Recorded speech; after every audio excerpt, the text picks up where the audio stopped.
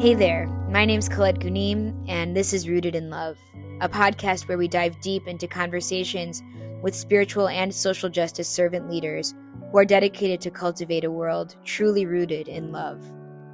Join us as we intertwine powerful insights and visionary ideas that inspire us to reimagine what it would look like to truly be in radical, loving community together.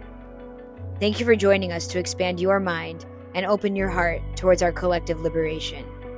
This is Rooted in Love.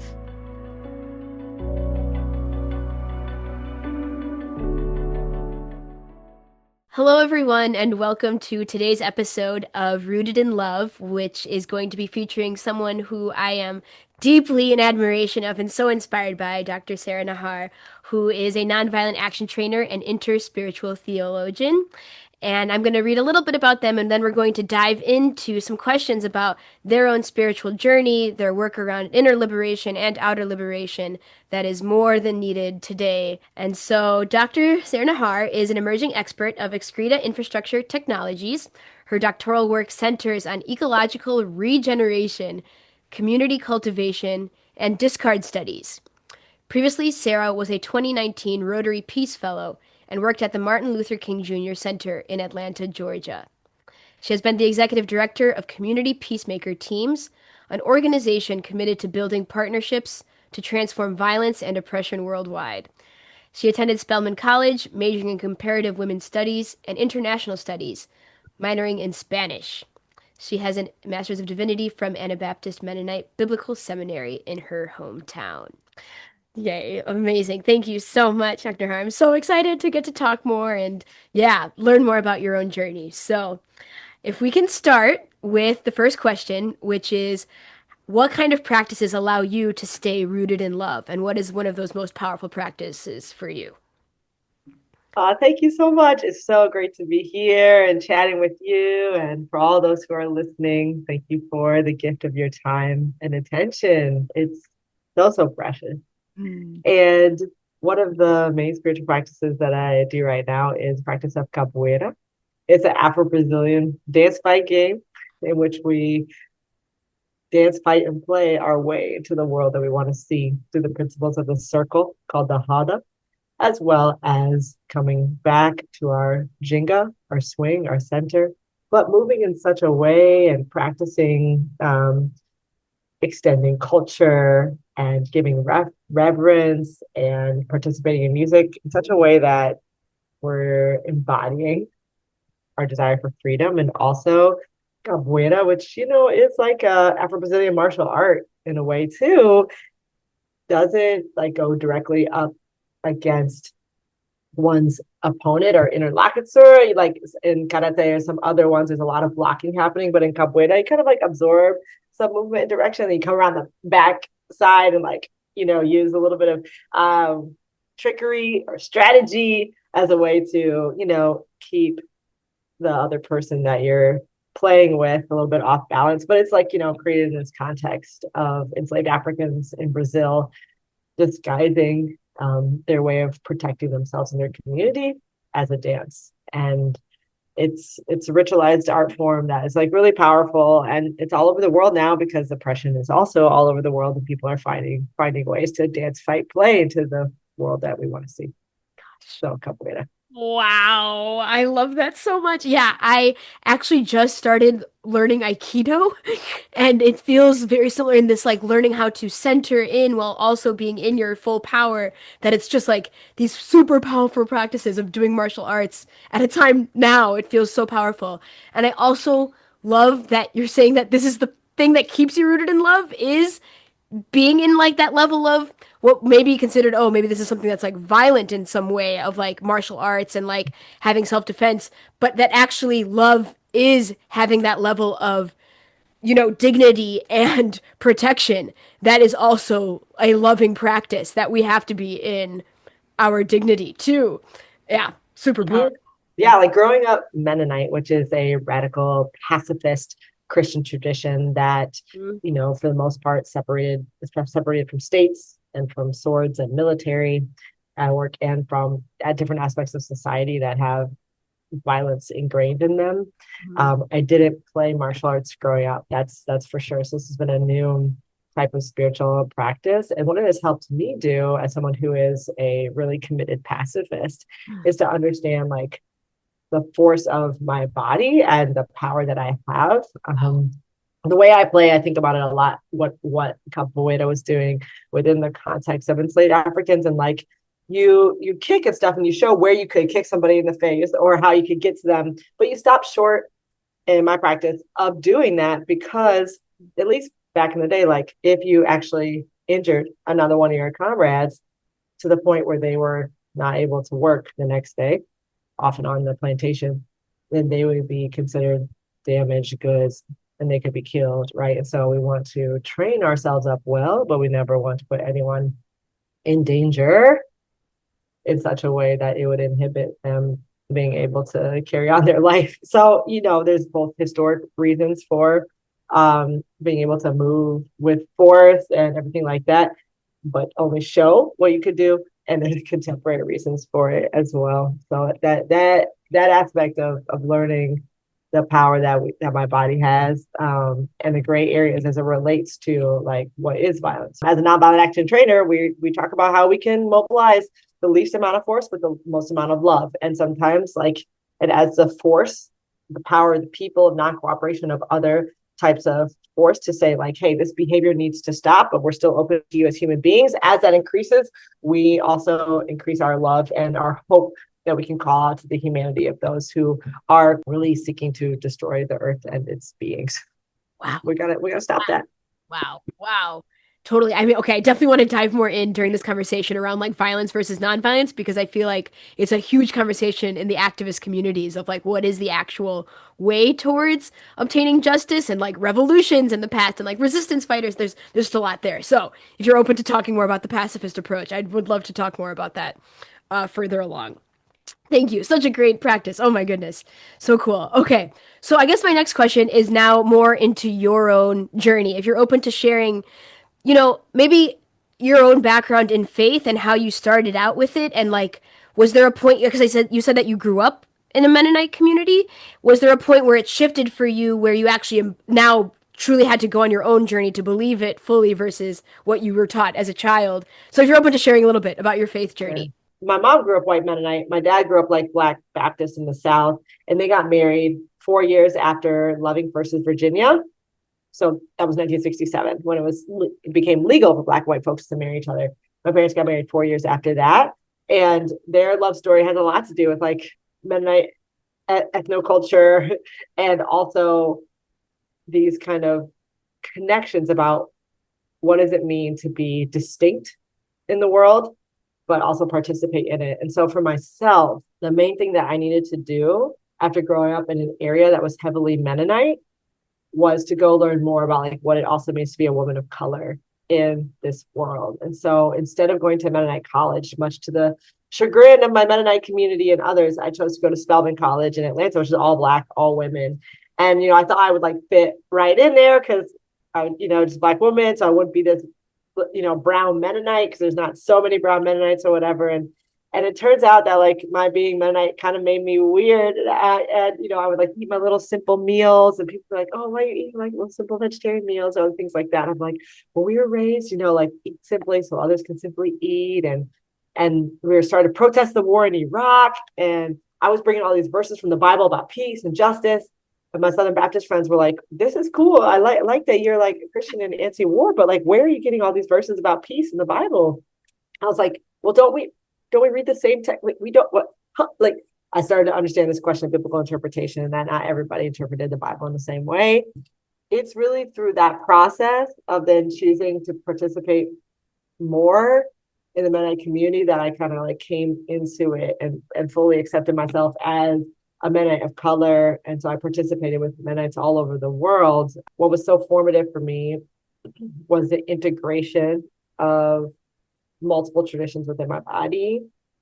And then that led me then also to be able to like connect with other spiritual communities that were liberation theology communities that also overall rejected violence, oppression, rejected patriarchy, and rejected like being fused with the state, right? And so that's how I started then working with Buddhist Peace Fellowship, or with Kabbalistas, or with Sufi mystics, or with anti-Zionist Jewish folks, right? And so spend a lot of time now working with liberation theologians in these communities, Hindus for Human Rights and others who are committed to helping our traditions really live into deep dialogue with the broader world, and with and to critique the tradition from within whenever oppression shows up. And so that's the interspirituality aspect. And so I really do credit Mennonite being my root tradition and my willingness to go way outside my comfort zone and go to Spelman, which was an awesome experience.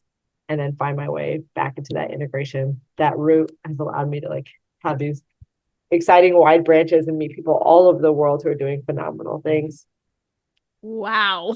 Wow. Thank you so much for sharing. I actually, to be honest, I don't know anything about the Mennonite tradition. And so I feel like I'm learning so much just hearing their own experience. And it feels like it deeply resonates a lot of the pieces that I practice on my own spiritual traditions too. And I had a question that I would like to ask also, because I've started to read the New Testament. I'm about halfway through, and it has been like life changing, to be honest, to read about Jesus for myself and like to see how much of a radical revolutionary he was. That I'm like, Jesus, I'm like, oh my Like Jesus, yes. Just like gosh. And the I'm like, homie. So cute. yes, so inspiring, especially to be reading this right now, that I'm like, wow, I am just amazed. And so I actually started posting things online about like specific verses that really spoke to me, that spoke to this liberation work, that felt like, yes, how are we going to create this new world? For me, Yes. it's like being in devotion, in loving Mm-hmm. devotion, and Mm-hmm. serving. And so I posted Mm-hmm. something, but then I got some pushback that they're Sure. like, you are using a book that has been used for the Mm-hmm. oppression and colonization of so many people. How could you even do that, Colette? Like, don't you realize this is a person who's like very into like their indigenous practices? Yeah. I was like, well, I don't even know what to say to that. Like, I don't even. So I'm sure you've experienced this of like being a Christian, but also being BIPOC. Like what? How do you intertwine the two? I love that you are going through your process, sharing and receiving the feedback. Okay, This thank you. It's not easy. this is the heart of the tradition because Jesus never coerced. The Christian tradition resembles almost nothing of what Jesus, Yeshua, might be called, would have practiced. It's devastating to watch. And the ways in which Jesus, who was already on the margins of his own society, Jeffrey Kripal's book even ventures that it's possible Jesus was bisexual. And definitely, if I think it was operating today, there's a way in which like the transgressive way in which they were using their body in terms of like really loving to eat, to drink, to nourish, like nourish and to nourish their community and this sense of collective care, and to be with those who others wouldn't eat with, and to touch others in ways that was like very close. Like all of this level of transgression we probably call very queer. And um and he wasn't a rabbi yet because the rabbinical tradition didn't occur until after his lifetime when the Second Temple was destroyed. But he, as well as Hillel and John the Baptist and these others, there's kind of this proto-rabbinical vibe in which they are saying that the Messianic era, this sense of the kingdom and this fullness is possible right now, not only in a future state. And again, this is a type of challenge to authorities and like Templar authorities and others that we would recognize as like queer liberation theology in many ways. Wow. However, the way verses have been interpreted, even moving into English from their kind of original Aramaic, which the New Testament then doesn't even get written in Aramaic except for some very, very few parts. And it goes into Greek first. And like, again, like if we can imagine it, like there's a lot of Jewish folks in the area, Jesus himself being Jewish, but like he was moving around Bethlehem, Jerusalem, Nazareth, all of this like gorgeous Levantine plain. But there were more Jewish folks in Alexandria and in the very Hellenistic, right? Alexander the Great, than there were in Jerusalem at that time. So we had to understand the spread and scale of the Jewish world at that moment. And and how particular Jesus was within the context of his watershed. He discipled himself to his watershed. He was always outside, hanging out on the side of oceans, spinning these radical parables that were challenging the Roman occupiers of Palestine at that time. I mean, there's just so many great stories, and what can we do now, right? Like, Christianity has been so compromised. Is it even worth paying attention to anymore? The reason I would say yes, in response to your friend who sounds like doing amazing stuff in reclamation and continuity of their indigenous traditions, which I think Jesus would support, is that it is important for those of us who are outside of that watershed, which continues to be an occupied place, to figure out what it means to participate in an indigenous wisdom tradition from that place. And I think part of what it means is to work to end occupation of all fronts everywhere, to work to end genocide, ecocide, and to love this earth, because in many ways, a depth of incarnation, which this is what, depending on which gospel you read, either Jesus claimed about himself or his followers claimed about him, that he's like the fullness of the incarnation of the divine, that the body of Christ is the body of the world, and like the invitation to be here now, which ends up being echoed by many before and after Jesus. So that's what I would say. I think the invitation is not only to pay attention to what's happening in Palestine, but to pay attention to one's own watershed and be in communion and depth of worship and connection to the place where one appears, where life has taken you now, and to live in humility and connection with the cosmos and everyone and everything else. So the way the New Testament is set up is, first you'll have a lot of stories that are related to Jesus' life. And then after that, you have a whole bunch of people who have flocked to this movement, who then have to figure out what to do now that the founding guy is gone. And we all know what that looks like in political organizing. Been there, right? So imagine this on a massive scale, no email, but we have these fragments of letters that they wrote back and forth to each other. So there's some decisions that happen in Acts. And then the rest are a lot of letters and visions and distillation. And it ends with a letter called Revelation, which means it's apocalypses, which means unveiling and revealing. Doesn't necessarily mean the end. This is not about the Left Behind series. It's about what to do when you have a violent ruler that makes no space for other ways of thinking and believing and doing.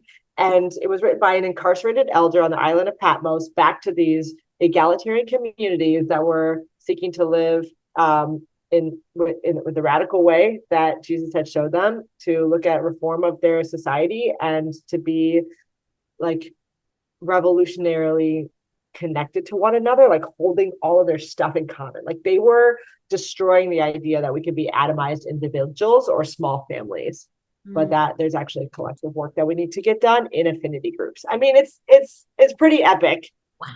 I'll stop there for the moment, but I think the work of liberation theologians, and I'm going to make sure to put in Naeem Atik, Justice and Only Justice, because he's a Palestinian Christian liberation theologian, and also the work of Munter Isaac and others who are saying where's God right now in Gaza?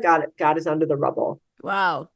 Yeah, thank you. I really, it's just really admirable, because it feels like when I received that message that I was just oh, well, maybe I should not be posting things about Christianity, or that if it's triggering people or causing harm. Actually, that could be true too. Period. Oh, really? You think so? I think it could, because there's so much spiritual trauma.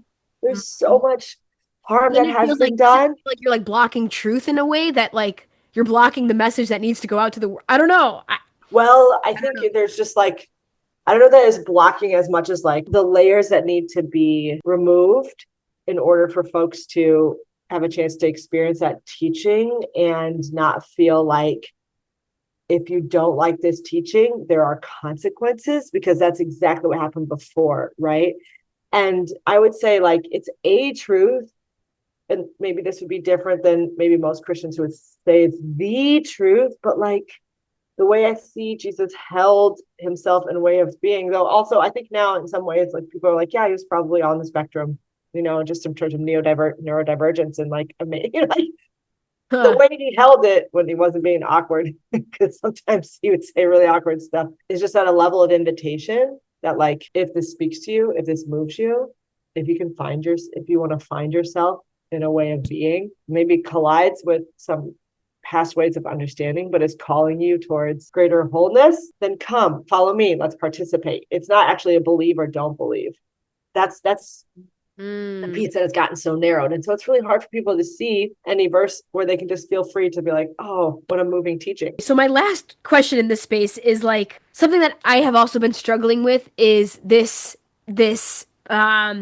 polarity of social justice and spirituality, and that sometimes a lot of times they're not connected, that it feels like in the spiritual space that's just about, praising God, glorifying God, serving God, but not necessarily actually getting into the weeds of going to the protests, doing the actual action work. But then on the other side, a lot of social justice people are so in the outer liberation work that they haven't gone within themselves and been able to do the depth of like, okay, what is actually my spirituality? Is there spirituality? That we've just grown up in such a secular society that it also feels like it's been negated in a big way too, because of a lot of harm that has come through that, a lot of different traditions too.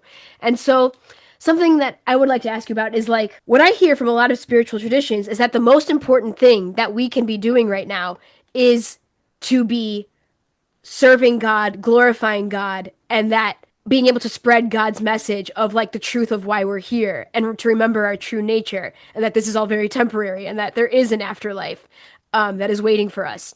And that the most important thing that we could be doing is actually awakening people's spiritual identities. The other piece that I struggle with is like, okay, that feels like the long term change, but what is the thing that we're doing on the short term to actually be doing service work here in the material world too? And I'm wondering if you could speak about that, like that ultimate purpose versus, yeah, in your own. Penultimate reality. Okay, yes. Mm-hmm. I don't see them as separate at all. Okay. And this is the gift of spiritual activism, I think, Mm-hmm. to bring a framework by my dear friend Katie Long. They talk about like movement ecology. So there are some folks who are really great at blocking harm and slowing down the violence on Earth and Earth's beings. There are other people who are really great at building deep alternatives. These are the people who will be at the community garden after the garden's not cool anymore and full of weeds, but they'll get in those weeds to be like, this is where the holy is at. And, and then there's those who are great at like being, helping people be in alignment with their deepest values. So yeah, therapists, musicians, some new spiritual leaders. And so we need block building and being. We need all three of those. Mm. And my take as well is like you can only go as far externally as you've gone internally. Whew. But you can only go as far internally as you've gone externally. And so it's this process Wow. of connecting and reaching and finding one's limitations and then circling back to reflect on those. So an action reflection cycle, I think, is one of spiritual growth overall. And that is not done and cannot be done separately from awareness and existence on these material planes. There's probably more than one material plane, and there's probably more than one spiritual plane, and they interpolate one another. And what a gift it is to be in so many ways like Earth's consciousness reflecting on itself, right? Because we are of this Earth, and to the Earth we will return. And sure, there's an afterlife, especially if we don't get embalmed and emulsified. We can just actually melt down into the soil and become, through the worms and bacteria and so much else, a part of all that is. And being a part of all that is means our ancestors are still with us. It means that the future ones are already here. And that is a spiritual statement, but it also is related to our material reality.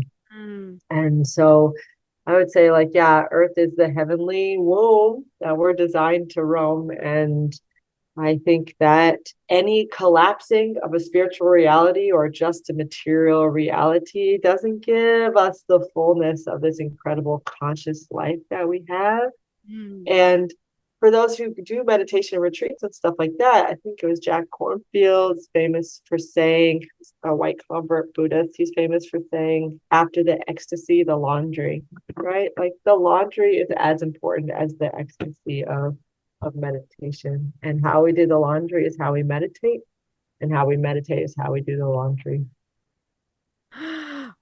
I love that so much. Yes, and it's like all intertwined. Oh, wow. Yeah, that everything becomes like a sacred prayer once you start to go deeper into your spiritual journey. For sure, for sure. That's beautiful. Yeah, and that your practice already intertwines the two is just like, wow. I want to look into Mennonite the faith more. It's incredible. Wow. All right. Thank you.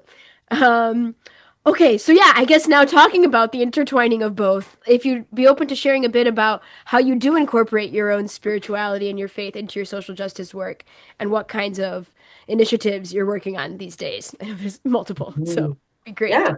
Well, I'll bring a lot together and just talking about a very specific organization called Mennonite Action, and then I'll talk about anti-colonial arrivants. Mhm. So Mennonite Action is mobilizing Mennonites to pay attention to how our principles of peace, of building people power, and in connection with Palestine right now, which is, again, we're in the lineage of Christianity, and that is the place that it came from and continues to exist in. And so, in the incarnational theology, we see ourselves and others as whoever chooses to be as the hands and feet of God and heart of God and guts of God, right? Like we're embodiments of the divine invitation to show up and be present as was modeled to us in Jesus. Hmm. So that means connecting with other organizations who are doing accompaniment work on the ground in Palestine. It means advocating and working for a just peace. Mennonites are non-statist, so this is not about a one-state solution, two-state, three-state, no state solution. It's about people and the needs that people have to survive and thrive, and also it cares for the earth and the question of ecological justice, right? So as we like mourn the devastation of ongoing starvation and genocide in Gaza, when we see those bombs drop, we see not only the impact on houses and the lives of people, but we ache with the fact that that's topsoil, rising half a mile high in the sky and dispersing all of that careful microbial skin of the earth as well, right? And so we watch for that. And so we grieve that, and we seek to figure out how we can contend land well here, which means thinking about returning it to Indigenous peoples here with whom we have relationships, working to dismantle the doctrine of discovery in that way here. And so like that's one of those connections, and that it's like spiritual work, because we're told by this racial capitalist society to continue to collect and hoard and keep for ourselves. But if we are indeed to make peace, it will require land redistribution. It will require flows of money and generosity. It will require us to live on less so that others can simply live. We know now that it would take 6 Earths to live at the scale of the United States. And so we don't want to replicate lifestyles that will do that. And so it takes spiritual practice to be able to say, like, sure, I can have this one house with 2 people, but I could also fit 6 people in here, or 8. How might we live in that way? And then how we get solar panels on the house, grow fruit trees in the back. I'm looking at our peach tree right now. And so just like figuring that stuff out, and sticking with it through all the conflicts that come and the confusions and the setbacks, that is where spiritual practice can be helpful, because it can help you recenter on your vision, on your mission, not just on what is going wrong, but what are the possibilities that we can do here together, and having trust in human beings and really calling and speaking to their heart of hearts, saying, we know that if you knew what was happening in Gaza, what's happening in Sudan, in Congo, in other places, you too would be moved. And so we do the work of elevating and bringing up those stories so that it's possible. So that's like Mennonite Action. And it's been really meaningful to be a part of that organization, which has mobilized Mennonites to do this public work. And we are building our courage, right, to be able to be public about our refusal for our money to be used for war when we're committed to peace.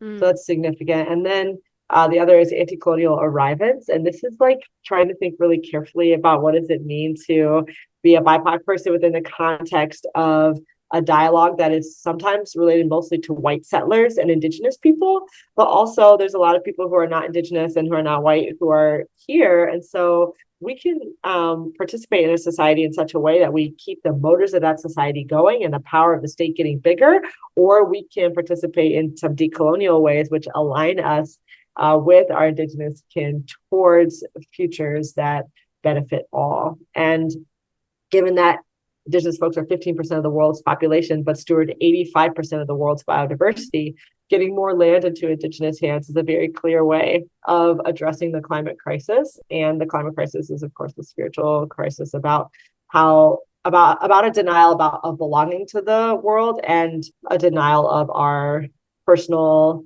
and collective limits of growth. And so anti-colonial arrivants helps to mobilize those of us who are, neither white nor indigenous, although folks with mixed indigenous ancestry are also like very welcome, but who are racialized, from people of the global majority living here on Turtle Island right now, to talk about what's our part in figuring out how we can, even as colonialism continues to devastate our communities at home and abroad here, how we might be able to resist being subsumed by the state and used as its agents to further suppress calls for indigenous justice. And so we're working on building those solidarities. And part of the issue is that there's not really a word for non-white, non-indigenous folks. And so we're playing around with the term arrivants, which is from Kamau Braithwaite, a Barbadian poet, and was cited in Jody Bird's Transit of Empire as a way of thinking about how even the question of freedom and enslaved, all this was debated as genocide was happening. And so we're all kind of in this transit of empire together, but there is a recognition that we're not quite settlers, we're not all immigrants, we're not all refugees, and that arrivancy, we've arrived here. And what does that mean for how we exist here? So Mennonite Action and anti-colonial arrivants. Wow. Such two powerful initiatives that I think that being able to create these kinds of spaces, and especially that you're like, again, reimagining your own community, that there are social norms that were already in the Mennonite community that you're like, actually, we do need to be able to get out into the world, and how do we do that? And then, of course, with our like BIPOC people too, what is our identity here? What is our role? For people who are wanting to get more involved in this idea of reimagining how life could actually be in this space of mutual aid, redistribution of wealth, because we've grown up so much in the capitalistic mindset that I know it's like a deprogramming that we have to do internally too. If you have any suggestions or tips of like, how can people start to go down that path of being more in a equal lens? Sure, thank you. Yes, and that deprogramming in the mind, for me, it has generally not been me sitting in a room thinking about it. It's been by trying something and doing it. Yeah.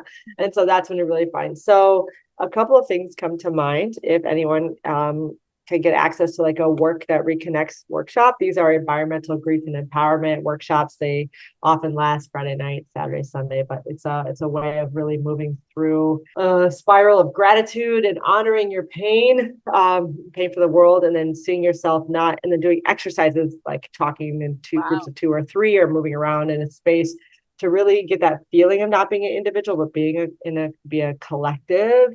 And then from there, you kind of make some commitments and you go try them out. So that's a really great idea. If you're, there's like programs that support trying this out, and they often end with the words voluntary service. So there's Quaker Youth Volunteer Corps, Lutheran Volunteer Corps, Mennonite Voluntary Service,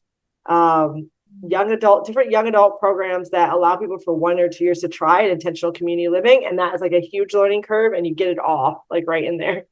Yeah, this is making me think that my friends who have done this work on intentional community, maybe we should write more. But there is a book that my friend created called Widening the Circle, which is about Christian intentional community, but it has a lot to do with like reflections on how we do this hard thing together. But another thing that we developed for when our child is growing up now is that we didn't want to give in to just like, 2-parent family or whatever. Like, so we always made space for a third person in our home. And for anywhere from 2 weeks to 3 months, they would come and like live alongside us and participate in these community efforts. And so I would suggest to people, if they have the ability and they know anyone who's a new parent, volunteer to like just move in with them and support Oh, not only the baby, but also the household, and to participate in that way, because you'll learn so much. You'll take pressure off of the parents, and you'll help to recreate something from like a tiny atomized biofamily to one in which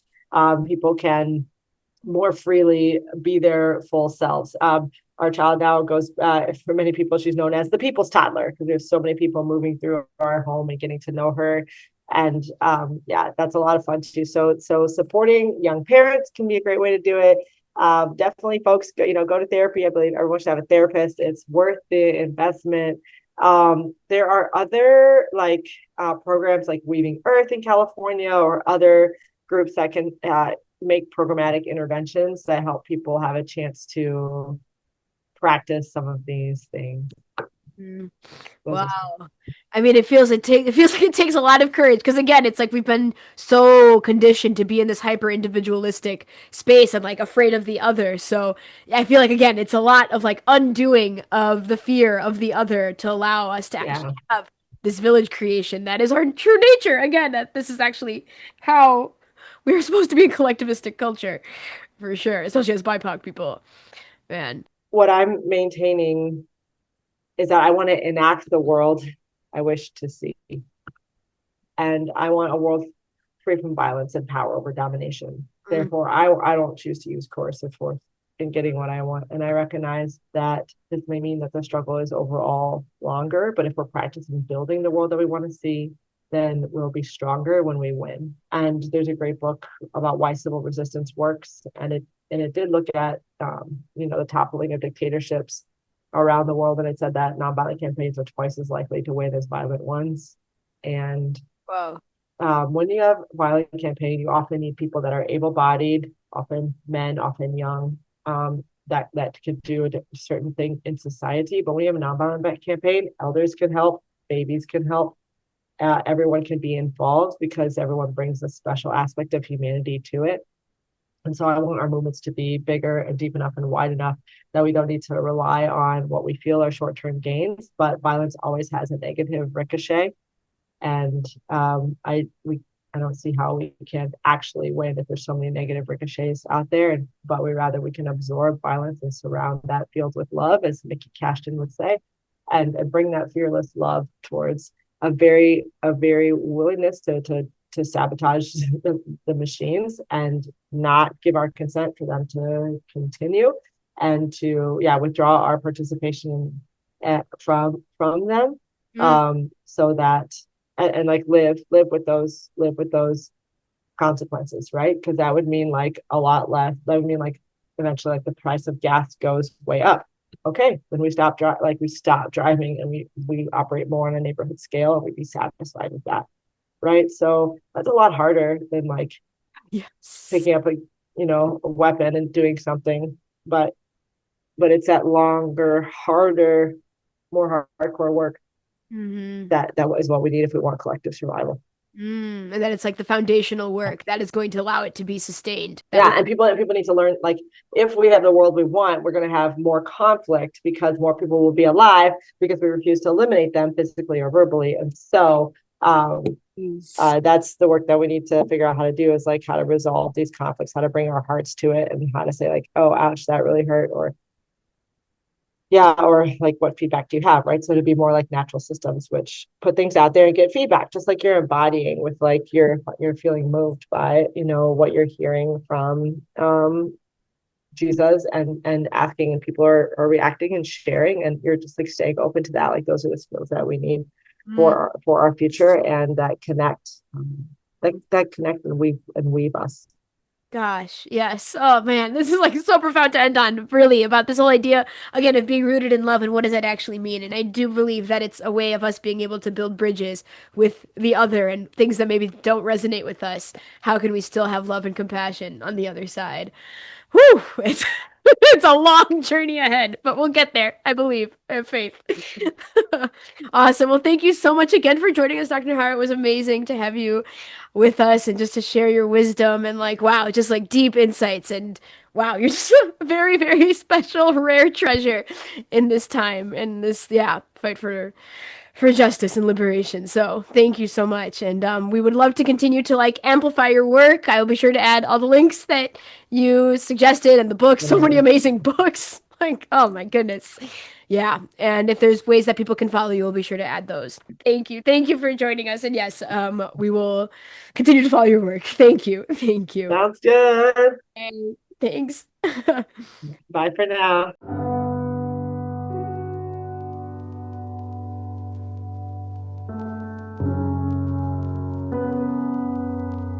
Thank you for tuning in to this episode of Rooted in Love, featuring Dr. Sarah Nahar. If you'd like to learn more about Dr. Sarah Nahar's transformational work through anti-colonial arrivants and ecological regeneration, you can find a list of useful links in the show notes. Feel free to share this episode with a friend, subscribe, and leave a rating. Follow along for future episodes on Instagram at cocos.sanctuary, which is also in the show notes. Until next time, please be sure to take intentional moments of pause to be able to stay rooted in love within yourselves and for the community around you.